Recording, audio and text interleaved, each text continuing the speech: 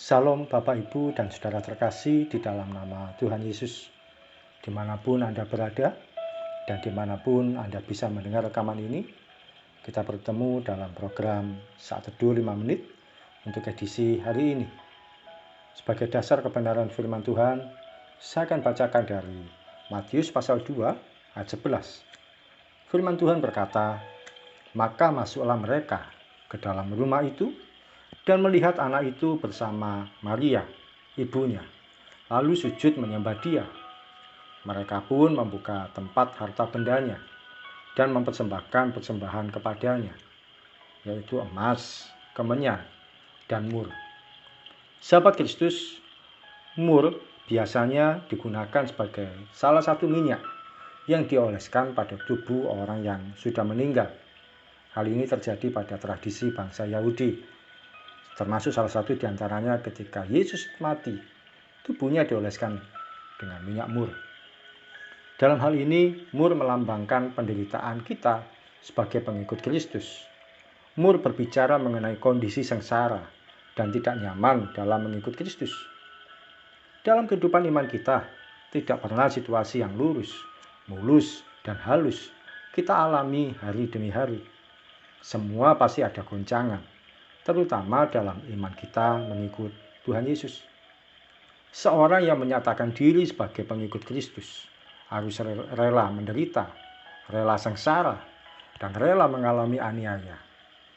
Yesus sendiri pada akhirnya mati dalam kondisi yang penuh dengan sengsara. Hal ini dikarenakan dia menebus dosa Anda dan dosa saya. Sahabat Kristus, perjalanan iman tidak pernah mudah. Kita bisa mengalami ditolak, diabaikan, direndahkan, dan diremehkan karena komitmen kita mengikut Kristus. Oleh karena iman kita, maka posisi kita dipersulit, kedudukan kita terancam, bahkan nyawa kita pun bisa menjadi taruhannya. Namun percayalah, Tuhan tidak akan menutup mata. Dia sanggup mengadakan pertolongan dan pembelaan di saat yang tak terduga. Setiap kita yang mau menjadi pengikut Kristus wajib hidup sama seperti Kristus telah hidup. Kalau Kristus mengalami aniaya, kita pun jangan pernah takut dengan aniaya atau penderitaan yang ada di depan kita. Sebab tidak ada mahkota tanpa derita, tidak ada kemenangan tanpa pertandingan. Mari kita datang pada Tuhan. Tuhan Yesus, kami mengucap syukur untuk firman-Mu yang boleh kami terima pada pagi hari ini. Kiranya boleh menjadi hal yang baik bagi kami, Tuhan. Betapa kami boleh mengerti bahwa ketika kami mengikut Engkau, itu berbicara mengenai derita, aniaya, dan sengsara yang harus kami alami dalam kehidupan kami sebagai pengikut Kristus, dalam perjalanan iman kami yang tidak pernah mudah. Ampuni kalau selama ini kami membayangkan ketika mengikut Kristus semuanya akan menjadi mulus, halus, dan tidak ada masalah, semua akan menjadi aman-aman saja. Tapi hari ini kami mau belajar bahwa ketika kami mengikut Engkau, situasi-situasi yang tidak menyenangkan ada di depan mata, tapi kami mau berjalan tekun di dalam Engkau, tidak putus asa, tidak menyerah kalah, tapi kami mau belajar untuk percaya bahwa Tuhan Yesus yang kami sembah sanggup menolong kami dalam keadaan yang paling sulit dan paling mendesak sekalipun. Terima kasih Tuhan, kami siap melangkah sepanjang hari ini.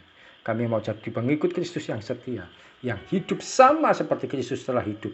Apa yang Kau alami, itu pun juga akan kami alami. Dan berikan kami kekuatan untuk kami boleh mengalami semua dengan baik, dengan benar, dan berkenan di hadapan Tuhan.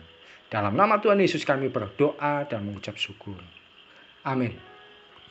Selamat menjadi pengikut Kristus yang mengalami pertandingan iman hari demi hari dan alami kemenangan.